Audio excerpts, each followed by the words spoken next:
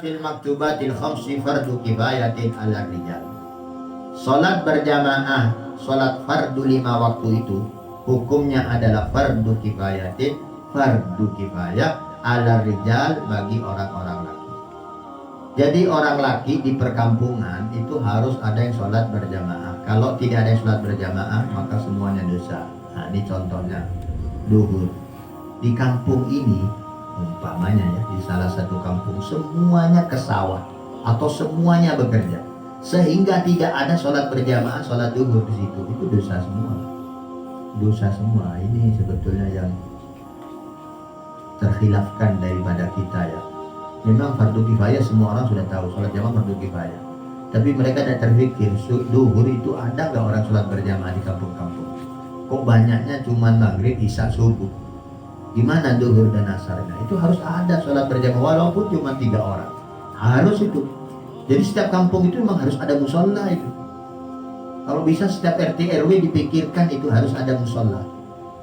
Dan harus ada amanat siapa yang sepuh di situ. Tolong ya kalau duhur dan asar sholatlah berjamaah walaupun cuma 2 orang 3 orang di musola tersebut. Karena apa? Menggugurkan dosa daripada semua orang kampung itu yang pergi ke sawah atau pergi kerja. Ini perlu diperhatikan. Kalau maghrib isya subuh insya Allah banyak yang berjamaah orang-orang. Wa sunnatun lin nisa, dan sunnah bagi wanita. Kalau wanita tidak ada istilah fardu kifayah. Andai kata satu kampung tidak ada yang sholat berjamaah, wanita tetap tidak dosa. Karena wanita afdolnya sholat di rumah, bukan di musola dan masjid. Nah, di rumah pun nggak harus sholat berjamaah, ya. Boleh sendiri-sendiri. Bahkan ada madhab yang mengatakan wanita nggak boleh sholat berjamaah kecuali imamnya laki. Kalau sama-sama wanita tidak sunnah sholat berjamaah. Bahkan sholat berjamaahnya perempuan, kalau perempuan semua sah imamnya, itu imamnya nggak boleh sendirian di depan seperti orang laki yang di sholat berjamaah itu. Tapi satu soft, tetap satu soft, cuman dia di tengah umpamanya, agak beberapa senti kakinya dimajukan sedikit. Jadi bolehlah satu jengkal tangan umpamanya maju ke depan. Jadi nggak harus jauh 1 meter seperti orang laki gitu. Wahiyya tafdulu ala sholatil munfaridi bisab'in wa isrin darajatan kama warad. Dan sholat berjamaah itu jauh lebih utama, lebih mulia, lebih afdol daripada sholat sendirian. Lebih afdolnya adalah 27 derajat sebagaimana diriwayatkan dalam hadis Imam Bukhari hadis ke-645, Imam Muslim hadis ke-650 dari hadis sahabat Abdullah bin Umar radhiyallahu anhu. Wa tahsulu bi imamin wa ma'mumin, dan sholat berjamaah yang pahalanya 27 derajat lebih afdol dan termasuk fardu kifayah, menghilangkan kewajiban kepada yang lain, itu cukup bisa diperoleh dengan imamin, dengan imam wa ma'mumin, 1 makmum. Jadi sebetulnya cukup 2 orang 3 orang itu sudah cukup. Yang penting ada sholat berjamaah. Walaupun pahalanya sholat berjamaah semakin banyak, itu semakin afdol. Dari hadis Nabi 4 orang lebih afdol daripada 2, 8 lebih afdol daripada 4, dan begitu seterusnya. Jadi setiap 2 kali lipat makmum maka akan dilipat gandakan pahalanya, dan lebih ada jaminan diterimanya sholat. Wa kullama kasurul jam'u, dan setiap lebih banyak yang berjamaah fahuwa afdal, itu lebih afdal. Illa li bid'ati imami, kecuali karena bid'ahnya imamnya, au fiski, atau kefasikan imamnya, wa nahwi, dan lain sebagainya. Maksudnya banyak itu lebih afdal, tapi kalau banyak ini kok tidak baik, sedangkan sudahlah berjamaah dengan ini saja nggak apa-apa, cuma 3 orang, tapi ini orangnya ahli sunnah wal jamaah, tidak ahli bid'ah, tidak fasik, tidak ahli maksiat, maka itu lebih afdol, tidak apa-apa 3 orang daripada 10 orang. Tapi nanti maksudnya gini, kalau berjamaah di sana itu 100 orang, oh tapi di sana itu imamnya ahli bid'ah, di sana imamnya fasik, di sini cuma 5 orang tapi imamnya soleh, masya Allah, tidak ahli maksiat, tidak suka maksiat, tidak ahli bid'ah, sangat menjaga sunnah Nabi umpamanya. Nah itu lebih afdal, tidak apa-apa lah yang 5 orang daripada yang 100 orang. Tapi kalau mutlak, secara umum, semakin banyak semakin afdal, semakin banyak semakin afdal. Wa tata'akkadul jama'atu fi sholatil fajri wal isya, dan lebih diutamakan berjamaah itu di sholat subuh dan isya. Harus yang minimal, kalau nggak bisa sholat 5 waktu kita berjamaah, kita pertahankan, usahakan sholat berjamaah itu subuh dan isya. Fafil hadis, di dalam hadis Nabi Muhammad SAW, man shollal isya'a fi jama'atin, siapa yang sholat isya berjamaah, faka'annama qama nisfal laili, maka seakan-akan orang itu bangun separuh malam. Jadi kalau sholat isya berjamaah seperti orang sholat sunnah separuh malam. Katakanlah umpamanya malam 12 jam, ya 6 jam dia sholat sunnah, qiyamul lail, tahajud 6 jam kalau sholat isya berjamaah. Wa man shallal fajra fi jama'atin, dan siapa yang sholat subuh berjamaah, faka'annama qama al-laila kullahu, maka seakan-akan dia bangun malam, sholat tahajud, sholat malam kullahu, sepanjang malam 12 jam. Rawahu Muslim, diriwayatkan oleh Imam Muslim, hadis ke-656, dan Imam Abu Daud hadis ke-555, hadis Imam Tirmidzi ke-221 dari sahabat Utsman bin Affan radhiyallahu anhu. Bahkan di hadis lain Nabi menyampaikan paling beratnya sholat berjamaah bagi orang munafik adalah sholat isya dan subuh.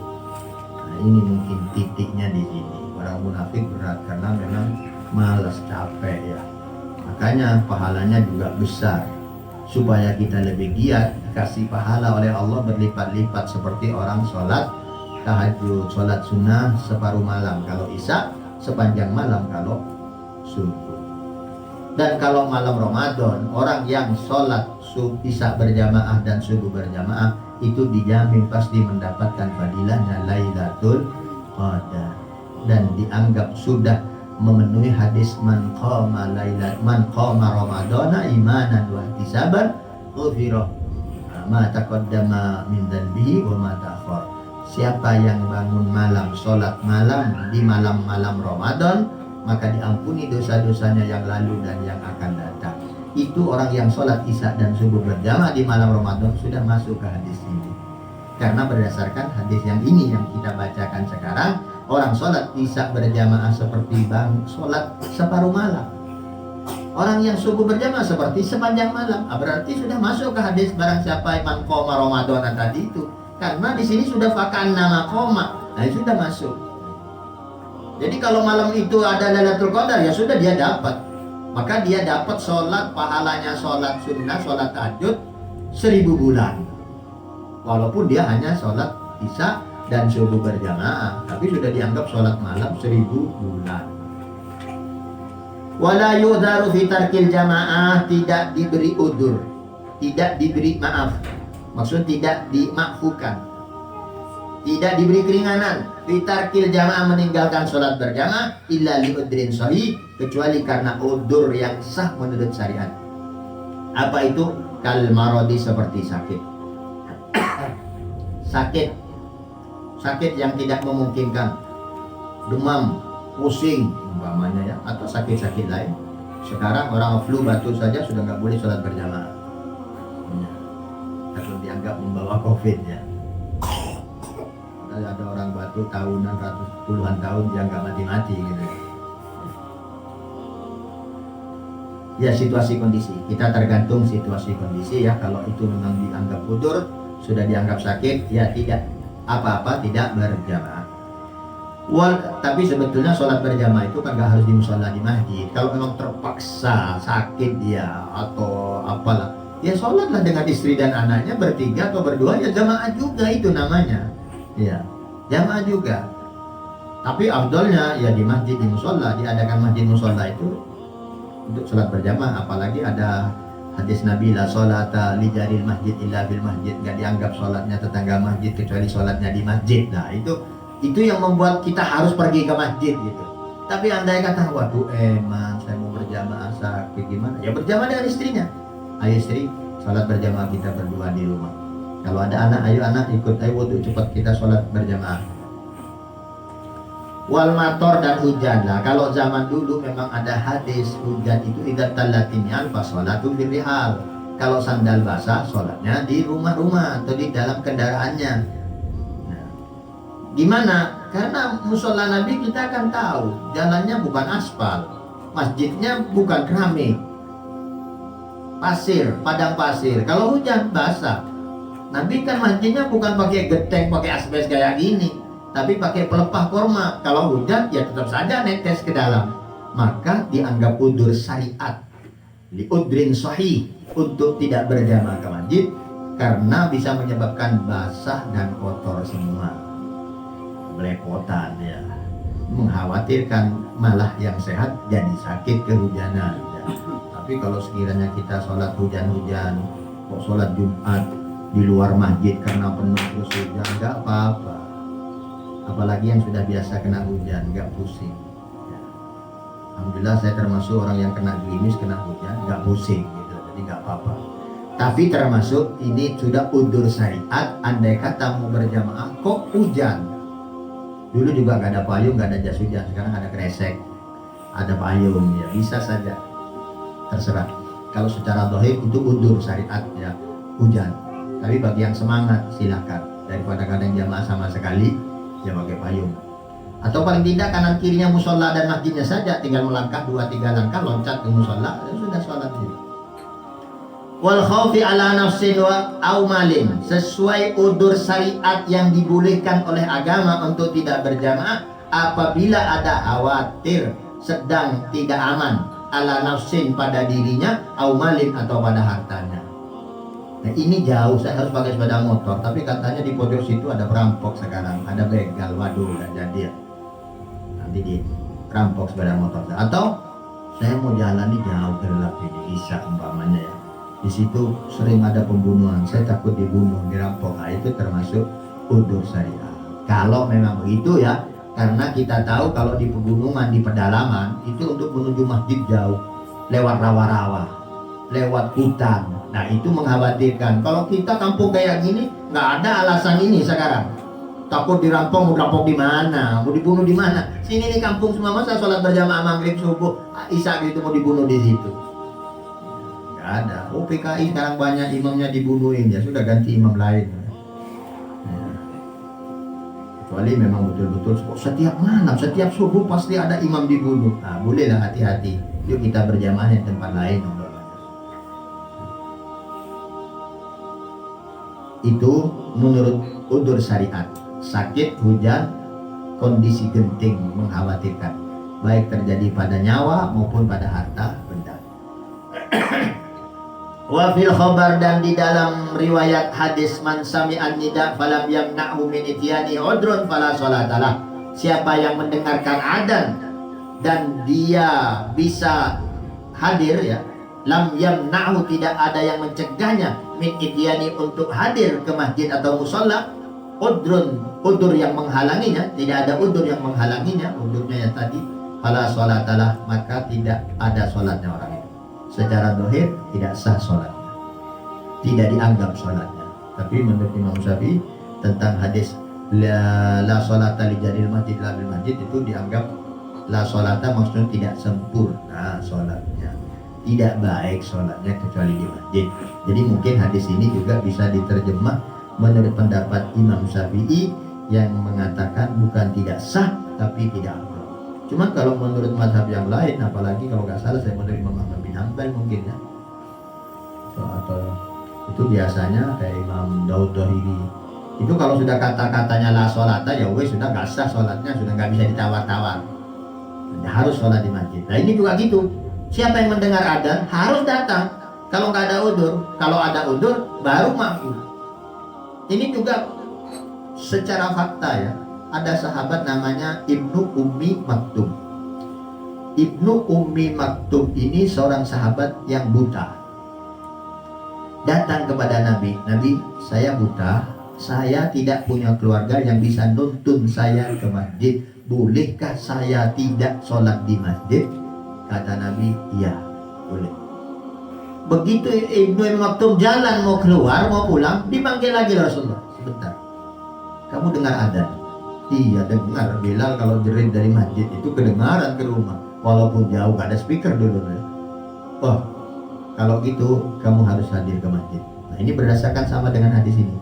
Kalau dengar adzan tetap ke masjid. Padahal Ibnu Ummi Maktum sudah mengatakan, saya tidak ada yang menuntun, dan Rasulullah tahu Ibnu Ummi Maktum ini memang buta.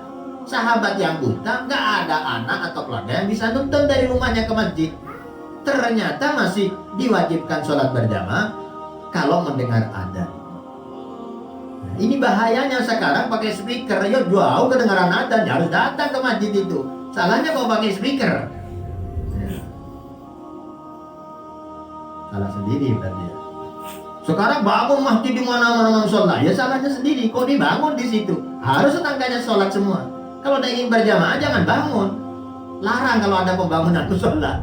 Jangan bangun sholat. Kita protes, gak setuju. Kalau berani ya.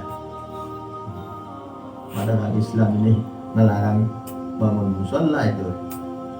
Iya, saya takut tak bisa sholat berjamaah.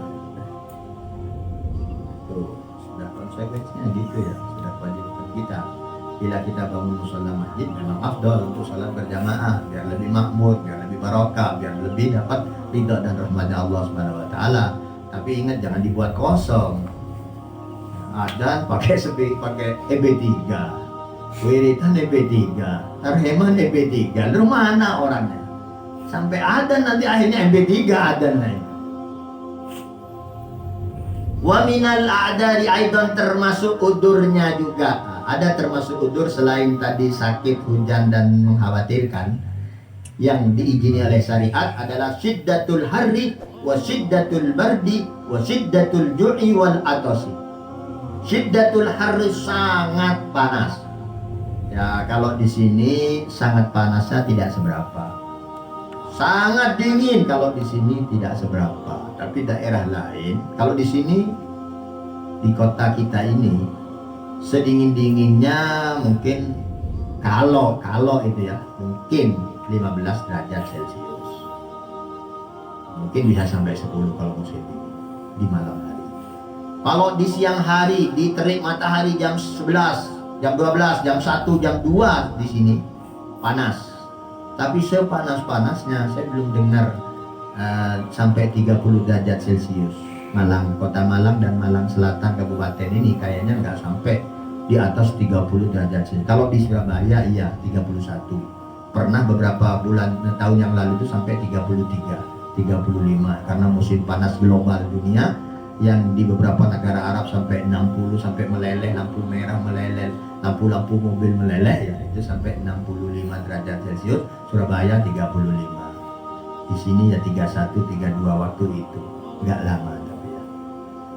Cuman negara-negara lain yang mungkin sangat panas, tidak memungkinkan ya 60 derajat Celcius lebih, atau dinginnya min berapa lah, pokoknya di bawah 0 ya. Daerah-daerah tentu kita tahu ya, mungkin itu daerah Cina ada, mungkin daerah mana lah yang sangat dingin sekali ya. Di Eropa banyak yang sangat dingin sekali. Itu memang bagi kita nggak memungkinkan untuk keluar rumah, maka di situ termasuk udur. Bahkan duhur setiap hari saja kalau panas kan memang sunnahnya diundur agak dingin ya. Jadi hadis-hadis yang kita baca ya. Gitu. Jadi sangat panas dan sangat dingin itu termasuk udur nggak berjamaah ke musola dan ke masjid. Atau siddatul juwal atos ini bersifat pribadi ini. Bukan bersifat lokal, umum, bersifat pribadi, kondisi sangat lapar, sangat haus, nggak memungkinkan lagi nih kayaknya, saya bisa drop, bisa vertigo, ya sudah sholat di rumah. Tapi di rumah masih bisa dengan berjamaah istri, cuman ini udur. Kalau memang sudah sangat lapar, sangat haus, nggak bisa ke musola, nggak masjid, itu termasuk udur, tidak mendatangi masjid walaupun dia dengar adzan.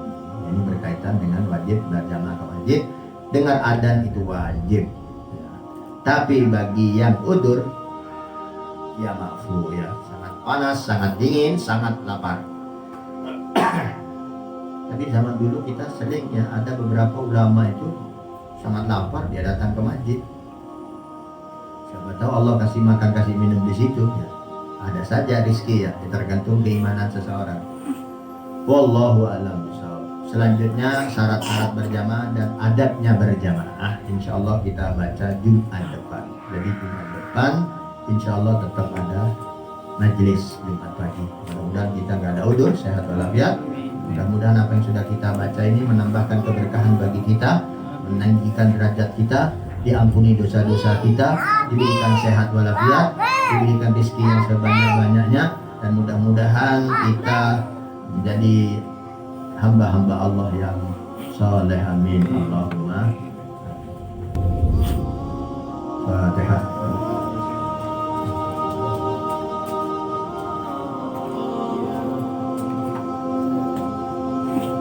Ya Rabbana tarafna bi annana tarafna wa annana asrafna la Allah asrafna fatub alaina tawbah taghsil kulla marwa wastur lana al-awradi wa abni rawadi waghfir li walidina rabbi wa maulidina wal ahli wal ihwani wa sairil